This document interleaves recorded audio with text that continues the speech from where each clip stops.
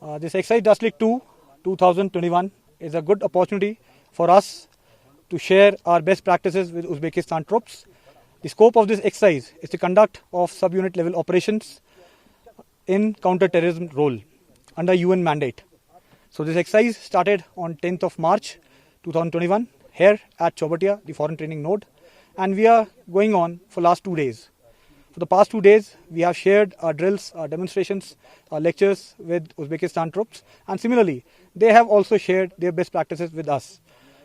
In the coming phase, we are going ahead with our certain exercises, which we will be planning in the same area. What you can see in my rear is the room intervention drill being carried out by our troops. We are practicing. The same has been also trained to the Uzbekistan troops, and similarly, they have taught us about the survival skills. So it's a good platform for both of us to share our practices. As far as the Indian contingent is concerned, so we, 13 Kumaon, the Razangla battalion, is participating in this exercise.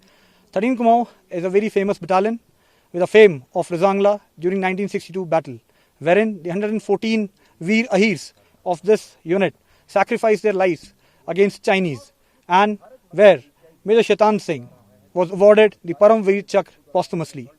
Subsequently also, the unit has done very well, and we have participated in all major operations as and when conducted. During 1994, in one of the operations in Zalura, one of our brave JCO was awarded Ashok Chakra posthumously. And then, once we received the highest peacetime and wartime gallantry awards, the unit was conferred with the title of Bravest of the Brave. So, this is one of the bravest battalion of Indian Army. As far as the Uzbekistan troops are concerned, they are a mix of different regiments. However, they are from central military districts with total of 45 members forming the part of the delegation. Both sides have got 45 participants. As I said, it's a subunit level exercise. So we are practicing upon the counter-terrorism drills. As far as the weapons are concerned, we have our 6-saw rifles with the infantry battalion.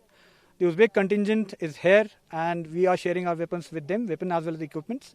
So, as far as the weapon is concerned, it's 6-saw. Apart from that, we are also sharing certain equipment, technological advancement we are showing to them, and they are learning from us. Similarly, they are also teaching us about their equipment. Primarily, they are using AK-47.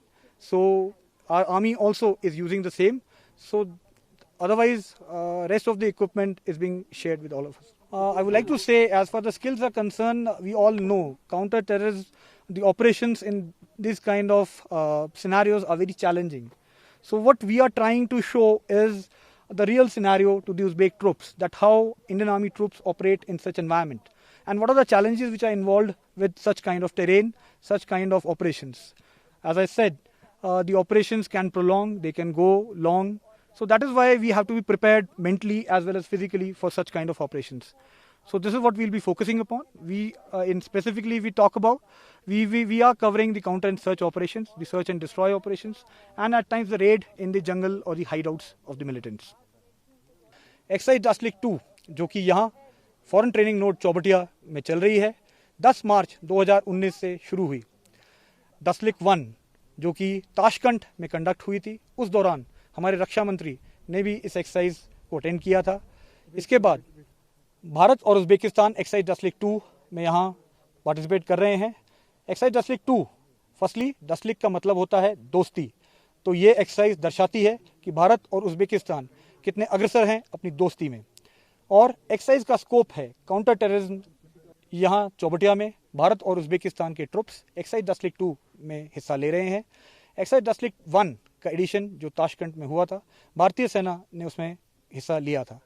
इस exercise के दौरान हम counter terrorism role में अपनी drills, अपनी practices और जिस प्रकार से हम टेररिज्म के अगेंस्ट अपने एक्शंस लेते हैं, उसके बारे में हम एक दूसरे से अपने एक्सपीरियंसेस शेयर कर रहे हैं. लास्ट 2 दिनों में हमने कॉर्डन एंड सर्च ऑपरेशंस के बारे में, mobile vehicle check post establish करने के बारे में और जंगल टेरेन में किस प्रकार से ऑपरेट किया जाता है, इस बारे में उज़्बेकिस्तान के ट्रुप्स को जानकारी दी. इसके साथ साथ उज़्बेकिस्तान के ट्रुप्स ने भी उनके यहाँ टेरेन के हिसाब से सर्वाइवल स्किल्स के बारे में हमको जानकारी दी, जो कि हमारे ट्रुप्स ने बहुत बढ़ चढ़ के उसमें भी हिस्सा लिया.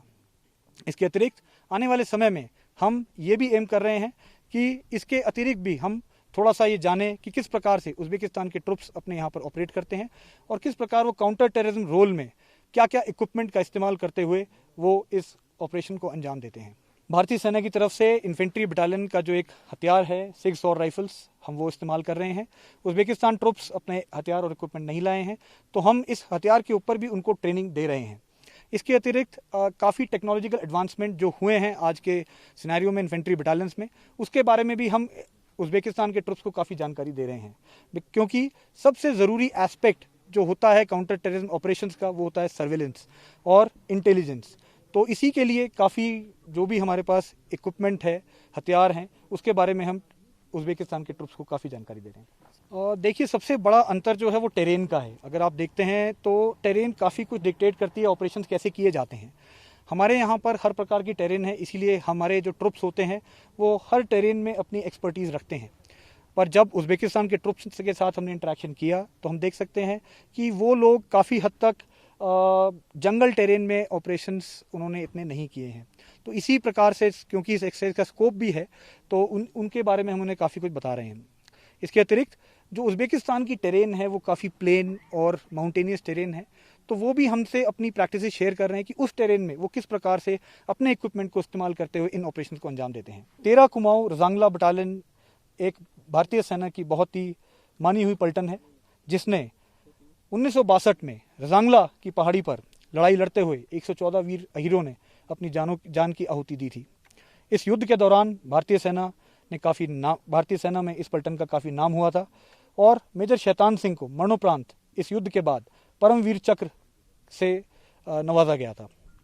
इसके अतिरिक्त भी काफ़ी उसके बाद भी जो भी लड़ाइयाँ हुई और काउंटर टेररिज्म रोल में भी इस पलटन ने बढ़ चढ़कर हिस्सा लिया है।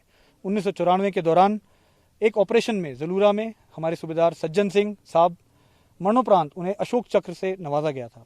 उसके बाद पलटन को ब्रेवेस्ट ऑफ द ब्रेव का टाइटल दिया गया और ये एक मानी हुई पलटन इस भारतीय सेना की हो गई।